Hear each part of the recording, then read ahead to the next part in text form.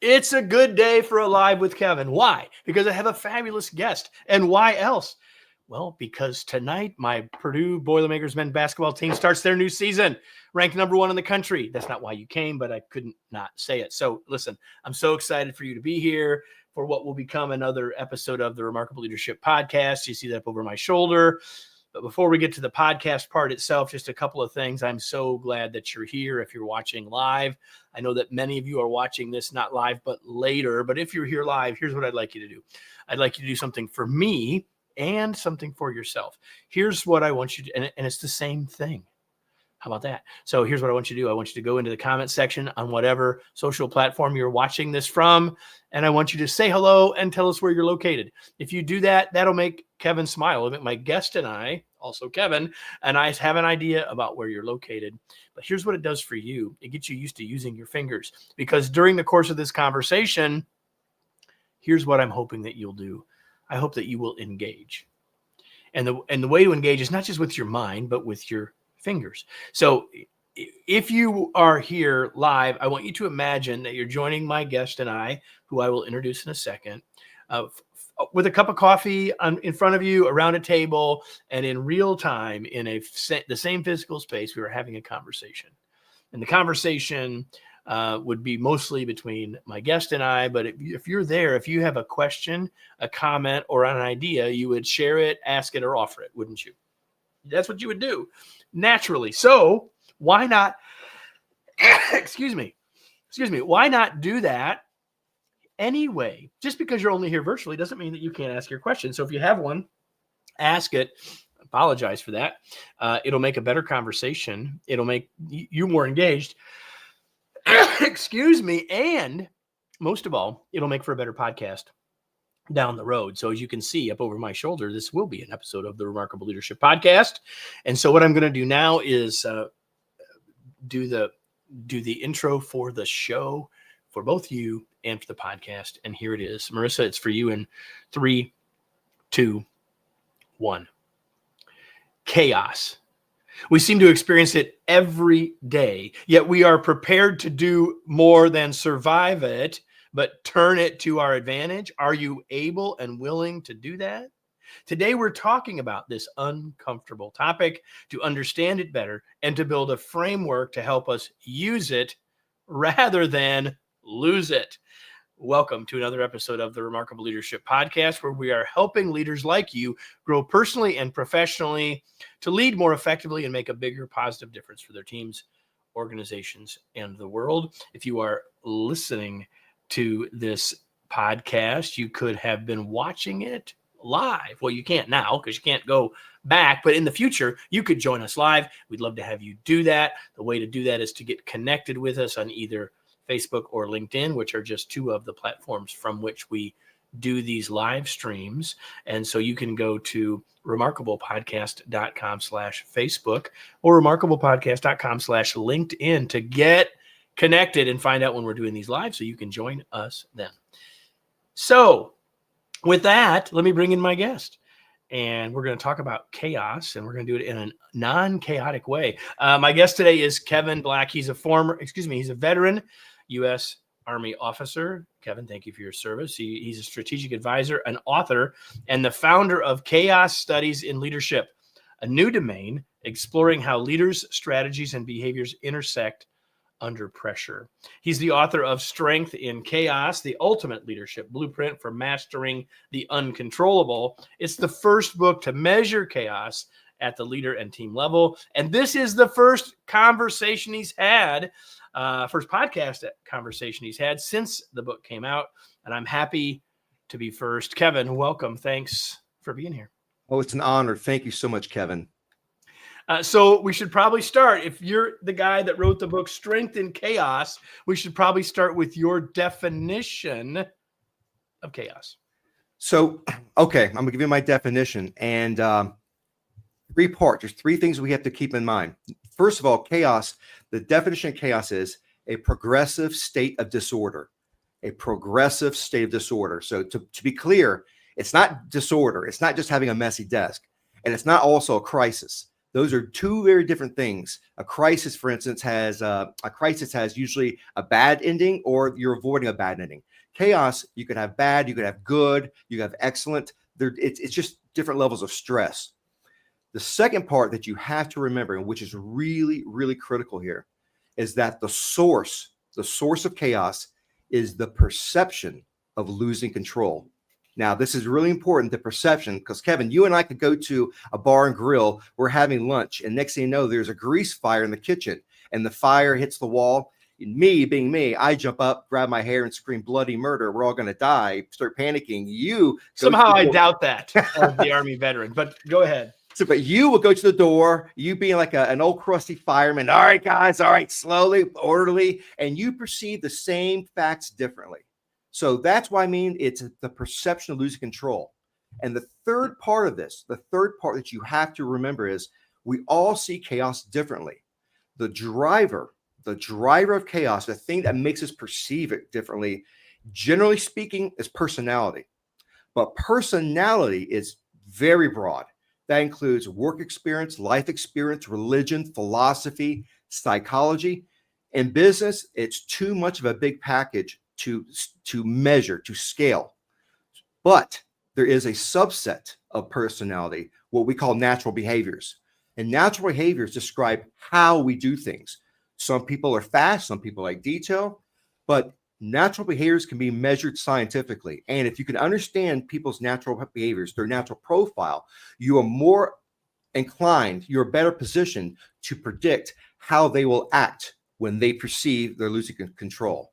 Does that make sense? Yeah. And it's really important that you're saying, basically what we're trying to do is improve our odds of how they're going to react, because we really don't know. And we certainly can't control that for sure. So what's the big idea of the book?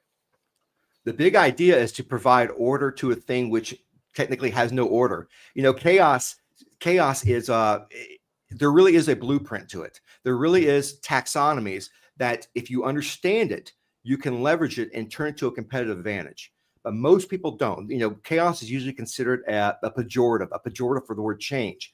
But really what it is an inevitable aspect of life, especially in teams. Chaos will always exist. There is always some type of stress dealing with direction, working with people, leadership, trust, reliability.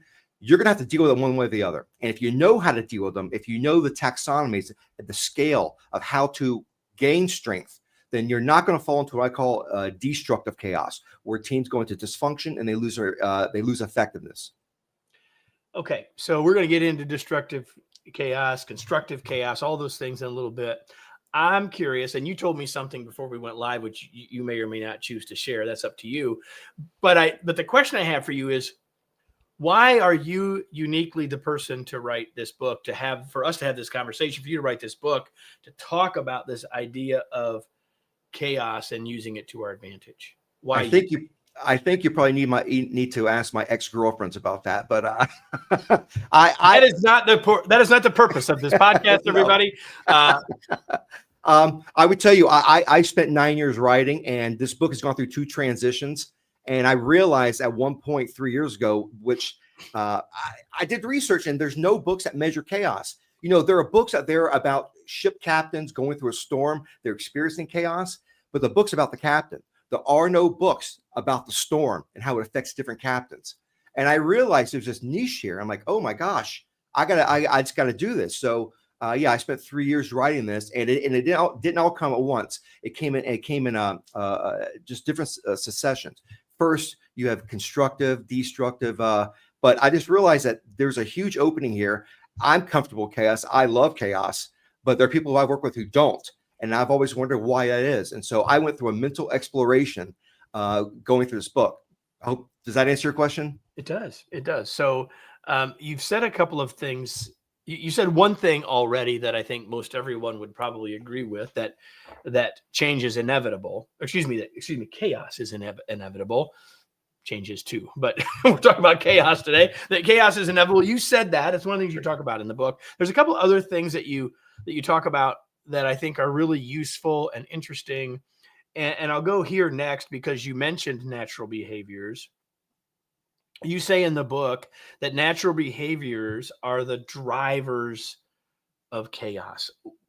What do you mean by that? And how does that impact our understanding of this as leaders?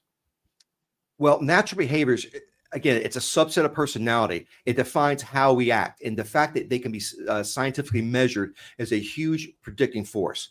So when I say natural behaviors, I mean almost like our natural instincts. Some of us are big picture. Some of us are perfectionists. Just by the age of 6 to 8 years old, we've developed some kind of profile. Some of us are very extroverted. Some are more quiet. Some people like to plan. Some people just like to plunge in. Those natural instincts, again, this is the manner of acting, not the motivation. This is just how we naturally act. Those particular ways of acting can define how we react to chaos, the perception of losing control. It also defines our reactions to it. People who are very control-oriented and big picture, if they feel chaos coming up, they feel they're losing control, that is a natural impulse to just knock people away. Get out of my way. I got to do this because I feel like I'm sinking. The perfectionist would say, you know what? We are compromising our quality. There's too much disorder.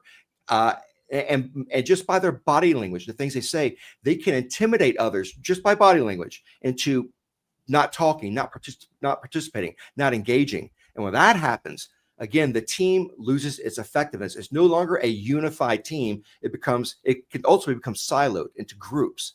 And when that happens, you have half the team working towards a goal, a common goal. You have other teams doing their own agenda. So you're saying then that the unique makeup of our team, whomever is on our team, all having their own natural behaviors, is the place from which the chaos arises. Is that a safe way to say that? Yes. Specifically, I write about this thing called the chaos dynamic, and this really explains how chaos in the team comes up. So when I say it's a dynamic, it is an exchange, an interplay of emotions between team members and the leader. And generally speaking, three things happen. Number one, stage one, and I think of this cycle. Number one, the team perceives something's missing. Now, it could be, well, you're never going to achieve perfection. So there's always going to be something, Mary could have talked to me a little bit more, or we don't know where we're going. Something is missing. Number two, the leader reacts. And now, what does that reaction mean? Are they actually addressing the issue? Are they ignoring the issue? Are they addressing the issue halfway? Once that second stage happens, then the third comes. The team reacts to the leader's reaction. And that's where the behaviors really come in. For instance, let's say you have a leader who is very soft-spoken, and they're about process and they're about relationships. They come in and they want people to feel safe, despite, I know things are rough right now, but we can make this together. You could have people in that team members, subordinates, who are so control-oriented that their natural impulse is like, hey, the captain's not steering the ship. I need to step in and do it. And they could inadvertently sabotage team, not consciously. It's their natural impulse. We're at emotion here. Things are spinning out of emotion. I got to step in to do something. That's why you have to know who you're working with, because believe it or not, people want to do the right thing, but if they don't have the right conditions, the right direction, order, then you'll find that people will step up. You'll find that some leaders will tighten their grip. They'll tighten the grip because they think by tightening the grip, they'll make chaos preventable. And yet they're making people feel powerless, and they're really quelling their initiative.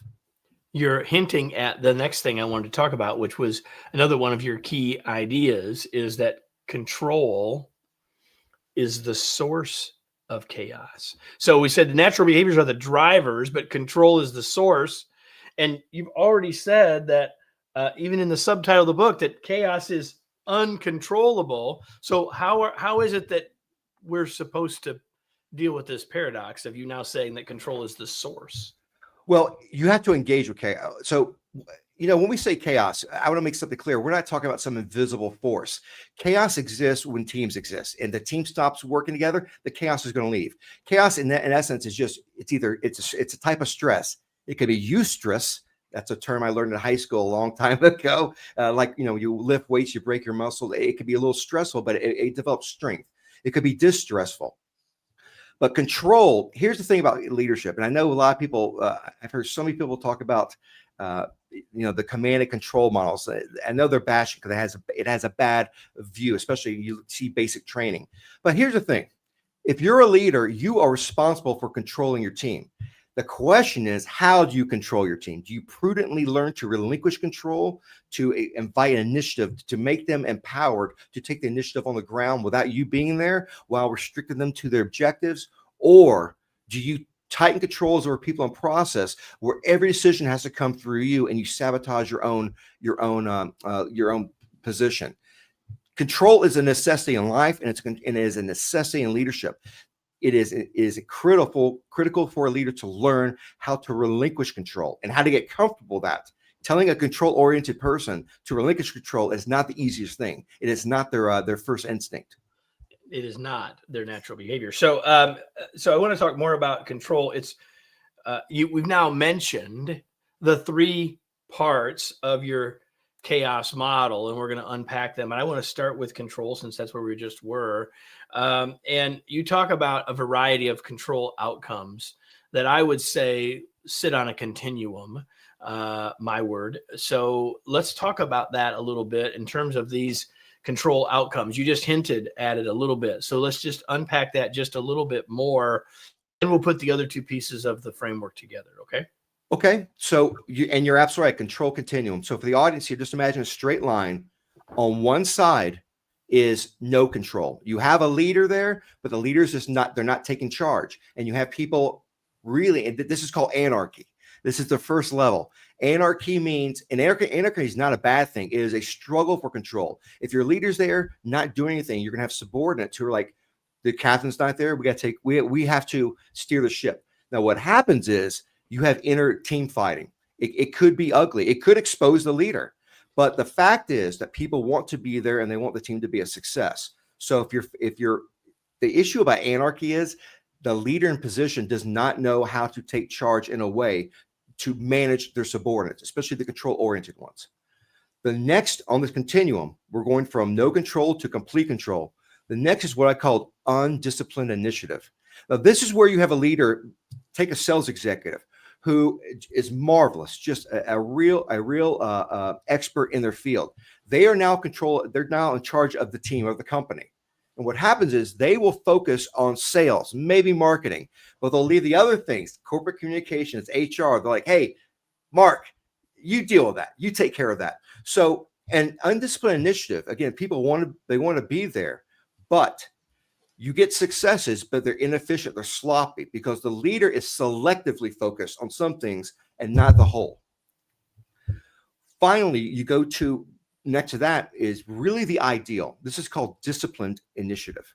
This is where the team has become a very professional team. They've learned to self-police themselves, hold themselves accountable. The leader has learned to prudently relinquish control. And what that means is they have learned and become comfortable with telling people what needs to be achieved and leaving it up to the team to do it based on the conditions on the ground.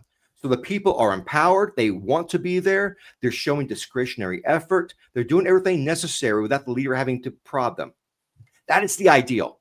But that's right on the border. That's right on the border, because what happens is if a leader gets too much control, you fall into the 4th control outcome, and that's called mechanical compliance. And that is what it sounds. The leader has created whatever you say, boss. Yes. I'm waiting for the weekend. I'm pulling a lever and pushing the button. They become disenfranchised. Okay, the boss wants to do this. Okay, I'm not going out of my way to help you.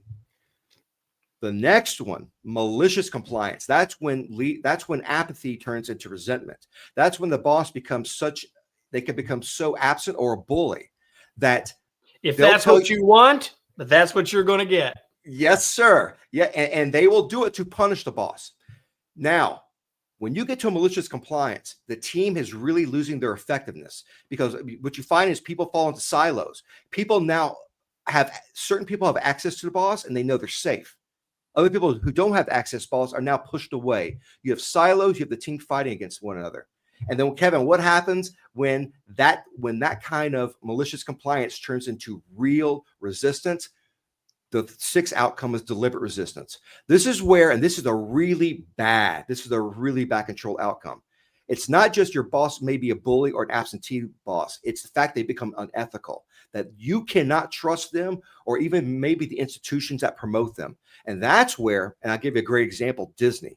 If you look at Disney the past couple of years, you have executives leaking private conversations of the senior executives. Why? To embarrass them, to embarrass the company, because they feel that they have been stabbed in the back, that they have been betrayed. And that is their way of trying to correct course. So again, on that continuum, it goes from no control to total control. And you can actually see in a circle, because if you have an organization that's trying to eat itself up, the idea is to get rid of that leadership and start over again. And guess what? You have no control, and the continuum begins again. Yep. So the other two parts of your framework, and we're going to be careful on our time, but really, I wanted to go here because I think this is maybe it starts to become very helpful, especially helpful for people when they haven't had the chance to spend time with the entire book. We're talking with Kevin Black, the author of Strength in Chaos.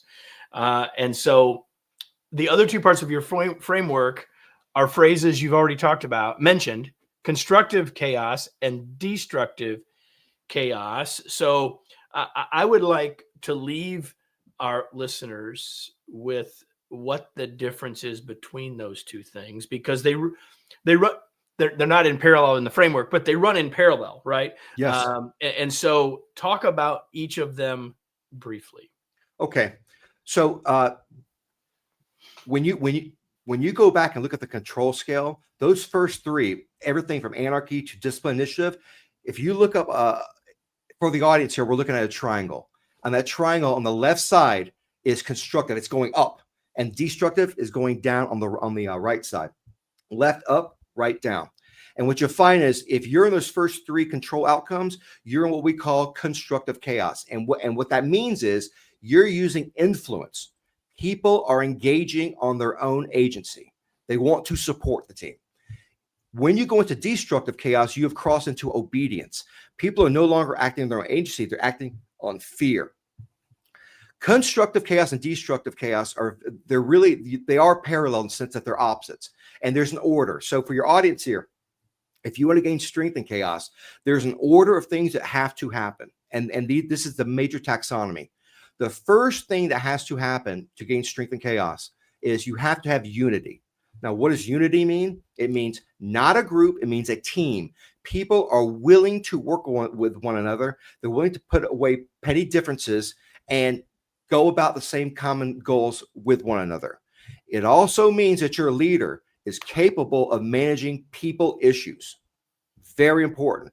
The leader has to be able to intervene and correct and keep people accountable if inner bickering happens. If you can do that, then you have unity. You had the beginning of a professional team. If you do not do that, you have what we call disunity, and this is the first level into destructive chaos. Disunity means people in the team are not working together. It means the team and the leader is not working together. It also means at an operational level that the team is not working with other teams. Sales not working with marketing. It could mean that some teams are actually going rogue in the organization. They're doing their own thing. But the whole idea is that you do not have a unified whole. You have people or teams doing their own thing, executing their own agenda. Why? Because the leader is not capable of aligning them. That is the first thing. You have to get unity. You have to have people working together. The next level up, once you have a team, you have a professional team, you need what we call direction to order. Now, this is the most complicated one of the chaos model. This is called forward integration. And I'm sure there are a lot of consultants out there who are going to be laughing because forward integration is 4 distinct disciplines in corporate America. It is a combination of strategy, knowing where you're going, organization, making sure that you have the right people execute that strategy, systems, making sure that people can work together efficiently in a predictable sense. And it's a culture. It is a culture based on chaos, resilience, adaptability, risk-taking. You have to have all these four things in aligned, one cohesive whole. You can't just have a strategy and just hire Joe Schmo to do the job without knowing what are the behavioral requirements of this role. What is this strategy asking for? Security or speed? Are we land grabbing because we're a growth company, or are we a big company, a legacy company? There's so many different things you have to keep in mind, but they have to be aligned. If you get those things aligned, then you have what I call forward integration. You have the direction, you have the strategy that directs, or the organization that connects, the systems that enable, and a culture that animates. That is the most complicated one, because those are four distinct consulting disciplines. And it's not rocket science, people. Just where are we going? How do we get there? Who's the right person to lead it? And what values do we need to make this a success? If you do not do this, I'm sorry, you're going to say something, Kevin? No, go ahead.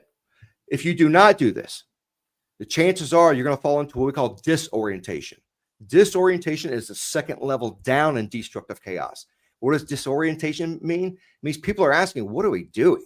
How do I work here? What am I supposed to be doing? Where's the team going?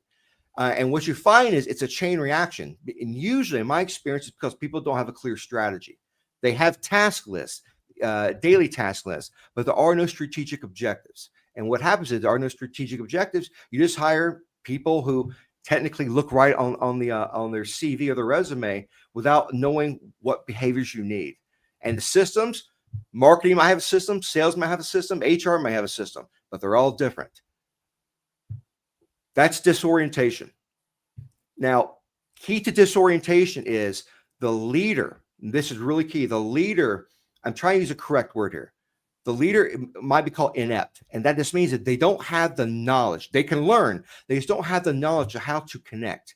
And I would tell you, this is one thing, Kevin, I learned in the military, despite all my experiences. You know, when you go through basic training and you work with different units, you learn the same language. You learn the same planning. You could write a battle plan and leave. I could pick it up. I may not agree with your strategy, but I know exactly what you're doing because I know those particular words. I know that language. I know that format. I can anticipate how this is going to go. But there's so many organizations who don't do that. And so different teams are like little different business units working at the behest of central leadership. So that's disorientation. So we got two more pieces, and let's talk about them. Let's just talk about them on the constructive side. Okay. I think people can make the connection, especially the last one. They can definitely make the connection to the other side. So give us the third of the four in the constructive chaos side. Okay. So we have unity. People are working together. We have forward integration. They have direction, order. The third is called mission command. Now, the audience here may laugh. Mission command is a type of philosophy of leadership that every executive wants, but they sometimes reluctantly look at because it is a military philosophy that comes from the Germans. But what it is it is a philosophy of decentralization. It really is about trust, sharing information, not keeping information, hiding it, sharing it, getting people involved. It's about creating the kind of conditions that people are expected and rewarded for acting on their own, for showing their own initiative, for even contributing to the strategy. So that is called the philosophy of mission command. It is a philosophy that the U.S. Army has tried for decades to adopt, and they still cannot. There are many reasons why, but the fact is it's about shared knowledge, empowerment. The challenge is for leaders. You have to know, you have to adopt a uniform type of speaking, of planning, so people can anticipate and predict what you're going to do. But you have to learn how to give up control. And that is a very, very difficult thing for many people. It's very difficult for me. I am a very control-oriented person. I struggle with it. But the organization has to learn how to prepare, how to develop mastery. People can be expected to act on their own, and they are rewarded for doing so. It's also a philosophy of accountability, of high accountability. So that is what they call mission command. There are a lot of books written about, a lot of articles, but I think I explain it in the book. So in essence, leadership plus management, those two things. And once you have all those, once you have a team that's unified, has direction and order, that is led, the fourth and the final level of constructive chaos is trust. Trust is not something you earn on day one. In chaos, trust is is verified reliability. That means I can trust you, Kevin, to keep the team unified, to create forward integration, to relinquish control in a smart and prudent manner. If you can do that consistently, not deliver once, 2, 3 times, you have developed trust. That means I can count on you to deliver where most teams fail or stumble. If you can do that, then you have gained what I call strength and chaos. And what happens is I've seen teams that do all 4 things consistently achieve productive power. And it's the difference between an airplane and a jet. It develops so many new capabilities. And if you're a senior executive and you have teams that do this, those teams now are paragons for development. You could use those teams to help support your other teams to develop and gain the same kind of competencies. So, Kevin, we've just tipped the iceberg here, if you will, and there's a lot more in the book. And if as a listener, if you found this to be valuable and insightful, then I'm strongly going to encourage you to get a copy of Kevin's book, Strength in Chaos. If you're watching, you can see me holding my copy here. It's not a short one, but I want to do this. Have you give us one practical thought before we start to round out this conversation, and that is this: where would, other than buying a book, where should people start? People start in terms of applying the ideas that you've talked about today. Oh gosh. Number one, you have to accept chaos as inevitable. It is not a sign of failure. I write in the book specifically that, look, because we're humans, we could think beyond the moment. We form expectations. That's very distinct to us. We form expectations about the future, but there's this thing called reality, and there's always going to be a gap between expectations and reality. And because we had that gap, we are expected to improvise. The stress will always be there. So chaos is not a sign of failure. It's going to be there. You have to know who you are and your team. And this is the big thing, people. The team, not you. The team is the measure of success. You may show great leadership tactics. It doesn't matter if the team doesn't deliver. That team is your instrument, your unit. You have to be able to work with them to leverage that. So just realize chaos is inevitable. Know yourself, know your team, and the team is the measure of success. If you do that, I think that is the first step of learning, of accepting the very thing that everyone seems to be terrified of. All right, awesome. So I have 3 more questions, quicker than pretty any of the rest so far. And I have found, and if you're a longtime listener or viewer, you have found as well, you've noticed as well, that the folks who join me on a weekly basis are passionate about their work. It's one of the things I try to suss out in selecting my guests.